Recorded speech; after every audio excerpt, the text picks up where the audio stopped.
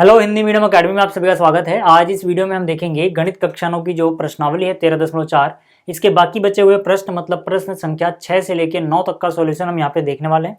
इससे पहले के प्रश्नों को हम देख चुके हैं, उसका लिंक इस वीडियो के डिस्क्रिप्शन में आप देख सकते हैं। चलिए शुरुआत करते हैं छठे प्रश्न से। इसमें क्या बोला गया, उस गोले की त्रिज्या ज्ञात कीजिए जिसका पृष्ठीय क्षेत्रफल 154 वर्ग सेंटीमीटर है। ठीक है, तो हमें क्या करना है, गोले की त्रिज्या ज्ञात करनी है। तो हम लिखेंगे माना गोले की त्रिज्या बराबर है r सेंटीमीटर। ठीक है, अब यहाँ पे इसका पृष्ठीय क्षेत्रफल दिया गया है। ठीक है, जो पृष्ठीय क्षेत्रफल है गोले का वो हमें बताया गया है, वो है 154 वर्ग सेंटीमीटर। हाँ ठीक है, और हमें पता है कि भाई गोले का जो पृष्ठीय क्षेत्रफल होता है ये होता है 4 पाई r स्क्वायर के। ठीक है, ये सब मैं आपको पिछली वीडियोस में बता चुका हूँ। तो यहाँ से 4 गुणा में पाई की जगह लिख दो 22/7 गुणा में r का वर्ग ऐसे ही बचे रहने दो, बराबर कितना है 154। ठीक है, अब हमें r की वैल्यू निकालनी है तो इसको यहीं पे रहने दो, बाकी सब उस तरफ शिफ्ट करो। देखो 154 तो अपने घर पे है, ये तो ऐसे ही रहेगा। ठीक है, यहाँ पर जो चीज़ ऊपर है वो नीचे आ जाएगी डिवाइड में, और जो नीचे है वो ऊपर चला जाएगा यहाँ पर। ठीक, तो यहाँ से ठीक है 22 का पहाड़ा आपको याद होगा, 22 एकम 22, 22 सत्ते 154। तो यहाँ से r का वर्ग बराबर 7 गुणा 7 49/4। ठीक है, तो वर्ग हटाओगे तो वर्गमूल लोगे दोनों तरफ, तो 49 का वर्गमूल 7, 4 का वर्गमूल 2। हालांकि जब आप दोनों तरफ वर्गमूल लेते हो तो प्लस माइनस में आता है, लेकिन क्योंकि त्रिज्या माइनस में नहीं हो सकती है, ठीक है ना, त्रिज्या क्या एक तरह की लंबाई नेगेटिव नहीं होती है, इसीलिए ये ऐसे रहेगा 7/2 सेंटीमीटर भी लिखना था, याद रखना। ठीक है, तो ये हो गई इसकी त्रिज्या 7/2। ठीक, यही हमें निकालनी थी। चलिए अगला प्रश्न देख लेते हैं। अब देखो जो अगला प्रश्न है इसमें बोला गया है चंद्रमा का व्यास पृथ्वी के व्यास का लगभग 1/4 है, इन दोनों के पृष्ठीय क्षेत्रफलों का अनुपात ज्ञात कीजिए। ठीक है, तो यहाँ पर देखो यार क्या बोला गया है कि जो चंद्रमा का व्यास है, चंद्रमा के व्यास को अगर मैं dm बोलूँ, m फॉर मून, जो यहाँ पे मैंने m लिखा है ये बताता है कि मैं चंद्रमा की बात कर रहा हूँ यानी मून की बात कर रहा हूँ। ठीक है, तो ये हो गया चंद्रमा का व्यास, ये बराबर है जो पृथ्वी का व्यास है, d फॉर डायमीटर यानी कि व्यास किसका, पृथ्वी का। कौन सा, पृथ्वी के लिए हम छोटा सा ई लिख देंगे ताकि पहचान रहे कि भाई ई फॉर अर्थ है, ई फॉर अर्थ यानी कि पृथ्वी। ठीक है, तो जो चंद्रमा का व्यास है वो पृथ्वी के व्यास का 1/4 है, मतलब इसको 4 से भाग दे दो। चंद्रमा का व्यास dm हुआ, d पृथ्वी का व्यास हुआ, इसका 1/4 है। ठीक, तो चंद्रमा का व्यास पृथ्वी के व्यास का क्या है 1/4। हम जानते हैं कि व्यास जो होता है, ठीक है आपको पता होना चाहिए कि जो व्यास होता है ये होता है 2 गुणा में त्रिज्या, 2 गुणा में त्रिज्या यानी त्रिज्या का डबल। तो इसी तरह से जो चंद्रमा का व्यास है वो क्या हो जाएगा 2 गुणा में त्रिज्या, लेकिन व्यास चंद्रमा का था तो त्रिज्या भी चंद्रमा की आएगी, इसीलिए छोटा सा m लिख देंगे ताकि पहचान रहे। और इसी तरह से पृथ्वी का जो व्यास है ये भी 2 गुणे त्रिज्या होगा, लेकिन क्योंकि ये व्यास पृथ्वी का है ई फॉर अर्थ यानी पृथ्वी, तो यहाँ पर भी छोटा सा ई लिखोगे ताकि पहचान रहे। ठीक है, डिवाइड बाई 4। फिर से समझ लो मैंने यहाँ पर क्या किया है, मैंने सिंपली व्यास की जगह 2 गुणा में त्रिज्या लिखा है, इस व्यास की जगह 2 गुणा में त्रिज्या लिखा है। ठीक है, और नीचे जो 4 था वो तो वैसे ही है। ठीक है, कोई फर्क नहीं आया।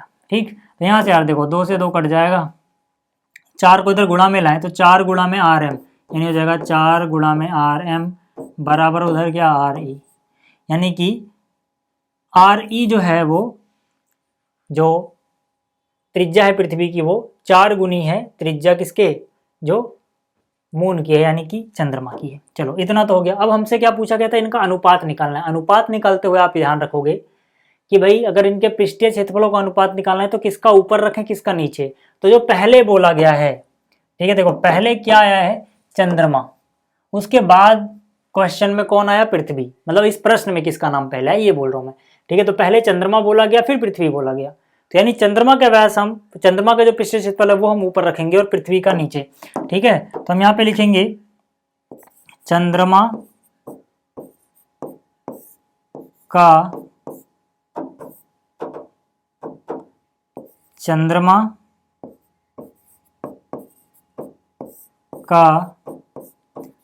पृष्ठीय क्षेत्रफल भाग दे दो इसको पृथ्वी का पृष्ठीय क्षेत्रफल।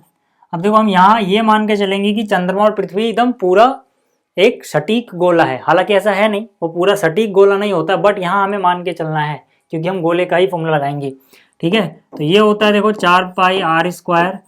ठीक है, ये क्योंकि ये भी एक गोला है तो 4πr² होगा इसका क्षेत्रफल, और पृथ्वी भी है तो 4πr² होगा। लेकिन यहाँ पे गलती क्या है कि भाई यहाँ पे अगर हम बात कर रहे हैं चंद्रमा की तो त्रिज्या भी किसकी आएगी? चंद्रमा की।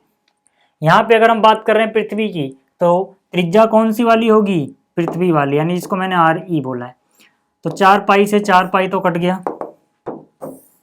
ठीक है, आप देखो ऊपर क्या बचा हुआ है? RM, नीचे क्या बचा हुआ? RE। इनको हम नहीं काट सकते, ऐसे काटेंगे तो गलत हो जाएगा। क्यों? क्योंकि ये अलग अलग चीजों की त्रिज्याएं हैं, ये नहीं कटेंगे ऐसे। एक जैसी होती तो कट जाती। तो एक जैसी कैसे बना सकते हैं हम? इसका इस्तेमाल करके। मतलब RM की जगह तो मैंने RM रहने दिया, यानी जो यहाँ पे ऊपर था ऐसे ही उतार दिया। नीचे क्या है? RE का वर्ग। मैंने क्या किया? मैंने RE नहीं लिखा, RE की जगह लिख दिया 4RM और इसका वर्ग लगा दिया। समझ गए होगे आप मैंने क्या किया? यहाँ पे अंदर था RE, मैंने RE की जगह 4RM लिख दिया। क्यों? क्योंकि RE यानी कि रेडियस ऑफ अर्थ, जो त्रिज्या है पृथ्वी की, वो बराबर है 4 गुना चंद्रमा की त्रिज्या के। तो इसीलिए जो पृथ्वी की त्रिज्या का वर्ग था उसकी जगह मैंने 4 गुना चंद्रमा की त्रिज्या लिखी और उसका वर्ग निकाल दिया। ठीक है ना, सीधा सीधा बोलूँ तो RE का मान मैंने ये 4M रखा है बस। ठीक, चलो अब यहाँ से क्या? यहाँ से देखो ऊपर तो है रेडियस ऑफ मून यानी कि चंद्रमा की त्रिज्या का वर्ग, फिर 4 का वर्ग 16 और यहाँ पे RM का वर्ग। ठीक है, इससे कट गया एक बार पे। ऊपर क्या बचा हुआ? 1, नीचे कितना आ गया? 16। अनुपात में निकालोगे तो ये 1:16 होगा। ये हो गया अपना। ठीक है उत्तर। अब देखते हैं अगला प्रश्न क्या है। अगला जो प्रश्न इसमें बोला गया, एक अर्धगोलाकार कटोरा 0.25 सेंटीमीटर मोटी स्टील से बना है। इस कटोरे का आंतरिक जो त्रिज्या है इस कटोरे की वो 5 सेंटीमीटर है। कटोरे का बाहरी वक्र पृष्ठ क्षेत्रफल ज्ञात करना है। पहले कहानी समझो। यहाँ पर जो कटोरा है, ठीक है, उसकी कुछ मोटाई भी है। ठीक, उसकी क्या है? कुछ मोटाई। अब यहाँ पे हमें जो त्रिज्या बताई गई है कटोरे की वो आंतरिक त्रिज्या है। कितनी है आंतरिक त्रिज्या? 5 सेंटीमीटर। और जो ये मोटाई है ना, जिस भी धातु से बना है, किससे बना है? ये स्टील से। इस धातु की मोटाई हमें बताई गई है कितनी? 0.25 सेंटीमीटर। ठीक है, और हमसे बाहरी वक्र पृष्ठ क्षेत्रफल पूछा गया है। तो कैसे निकालेंगे? देखो, ये मान लो स्मॉल r है आंतरिक त्रिज्या, ठीक है, और ये समझो बाहरी त्रिज्या है जिसको मैं बोल रहा हूं कैपिटल R। ठीक है, आंतरिक त्रिज्या कितनी है? Small r। बाहरी त्रिज्या कितनी है? Capital R। अब क्योंकि बाहरी वक्र पृष्ठ क्षेत्रफल निकालना है तो मुझे बाहरी त्रिज्या चाहिए होगी। तो यहाँ पर देखो आंतरिक त्रिज्या जो है, आंतरिक त्रिज्या यानी कि स्मॉल r, ये है 5 सेंटीमीटर। बट मुझे ये इससे काम नहीं चलेगा, मुझे क्या चाहिए? बाहरी त्रिज्या, क्योंकि जो वक्र पृष्ठ क्षेत्रफल निकालना है वो बाहर वाला निकालना है। तो बाहरी त्रिज्या को मैं कैपिटल R बोल रहा हूँ। वो कितना होगा? आंतरिक जो त्रिज्या है प्लस में जो मोटाई है वो जोड़ दोगे, यानी 0.25 सेंटीमीटर, यानी ये हो जाएगा 5.25 सेंटीमीटर। ठीक है, अब आप में से बहुत से लोगों के दिमाग में हो सकता है आया हो कि कैसे, ज़्यादातर को समझ में आ गया होगा वैसे। तो देखो यार, सीधी सी बात है, अगर मैं देखूं इतना तो ये तो आंतरिक त्रिज्या ही तो है जो कि है ये, यानी कि 5 सेंटीमीटर। ये हिस्सा एक्स्ट्रा है बाहरी त्रिज्या में, क्योंकि बाहरी त्रिज्या यहाँ से लेके यहाँ तक है। तो इसमें ये हो गई 5 सेंटीमीटर और इसकी मोटाई और जोड़ दोगे, पूरा हो जाएगा ये। ठीक है, यानी कि जो बाहरी त्रिज्या है वो आंतरिक त्रिज्या से उतनी ही बड़ी होगी जितनी ये मोटाई है, सीधी सी बात है। तो ये आ गया। अब हम निकाल सकते हैं बाहरी वक्र पृष्ठीय क्षेत्रफल। ठीक है, हमें क्या निकालना था, बाहरी वक्र पृष्ठीय क्षेत्रफल। क्या फॉर्मूला होता है, देखो अर्धगोला है, अर्धगोले का वक्र पृष्ठीय क्षेत्रफल कितना होता है, 2 पाई r का वर्ग। लेकिन r कौन सा भाई, बाहरी वक्र पृष्ठीय क्षेत्रफल निकाल रहे हो तो त्रिज्या भी बाहरी वाली आएगी ना, बाहरी त्रिज्या क्या है, कैपिटल R। तो यहाँ से कितना 2 गुणा में 22/7 गुणा में r का वर्ग, r कितना है 5.25, इसका वर्ग निकाल रहे हो तो मतलब क्या, 2 बार गुणा होगा, 7 से काट दो यार, 7 एकम 7, 7 का पहाड़ा पढ़ोगे 5 में जाएगा नहीं, 2 को मिलाना पड़ेगा, यानी दशमलव बीच में आगे पहले दशमलव लग जाएगा। 7 7 49, 49 कटा 3 आगे 5 35, यानी 7 पंजे 35। अब देखो यार, किसको गुणा करना आसान है, कैसे कैसे गुणा करें। यहाँ अगर आप सिंपल सा दिमाग लगाओ तो 75 का डबल होता है 150, तो पहले इन दोनों को गुणा कर लिया, कितना आ गया 150। लेकिन ये 75 नहीं था, 0.75 था, यानी 2 के बाद दशमलव हो जाएगा, 2 अंक छोड़ो दशमलव लगा दो, यानी 1.50 गुणा।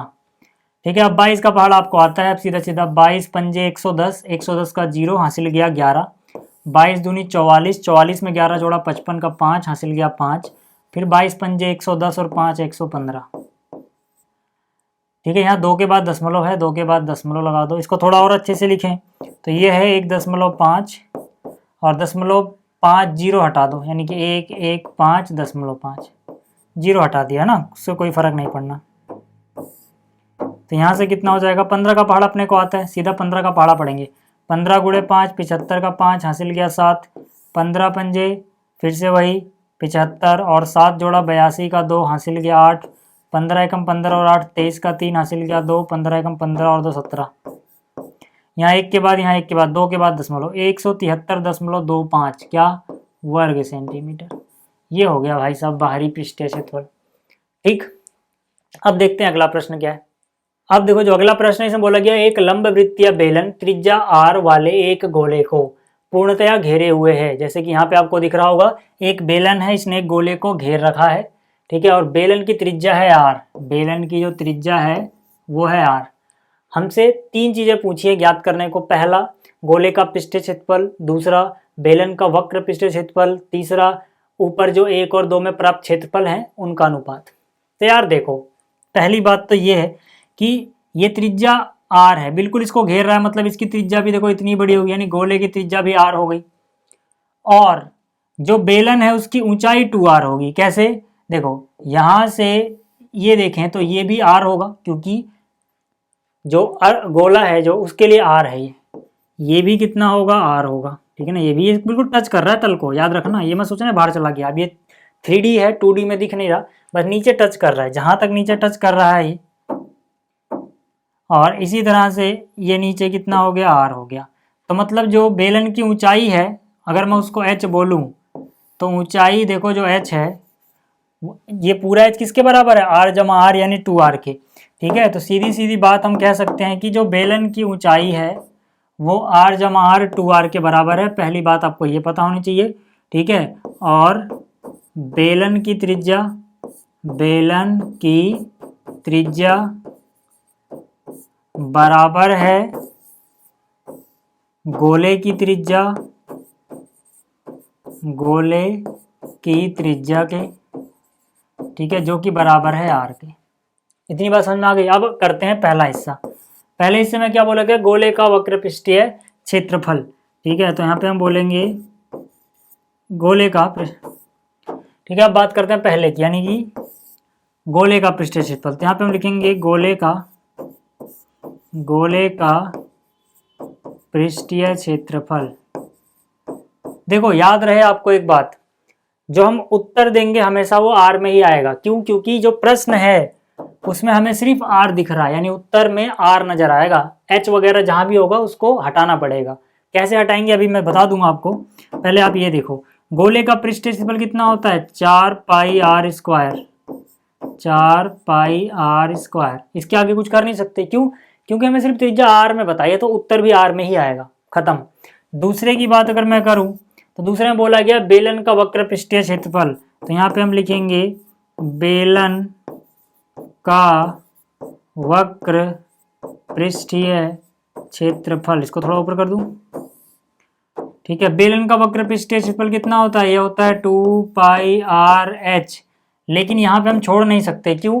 क्योंकि h तो मैं अपने आप से कहानी में लेके आया ना, कहीं यहाँ पे जिक्र था कि कोई चीज h है नहीं, तो मुझे h का मान रखना पड़ेगा। यहाँ पे h में उत्तर नहीं छोड़ सकता, तो 2πr, h का मान क्या है, h का मान है 2r। क्यों है बता चुका हूँ, ठीक है। जो इसकी ऊंचाई है r जमा r 2r के बराबर है, तो यानी कि h हो गया 2r।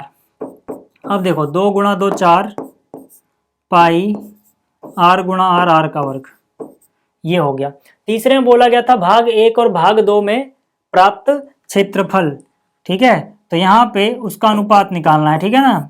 तो भाग 1 में, ठीक है, भाग 1 का क्षेत्रफल, इसका अनुपात निकालना है भाग 2 के क्षेत्रफल से, भाग 2 का क्षेत्रफल। तो यार अनुपात तो सीधा 1:1 आ जाएगा, आप लिख भी सकते हो सीधा। क्यों? क्योंकि दोनों ही भाग में जो क्षेत्रफल आया वो बराबर आया।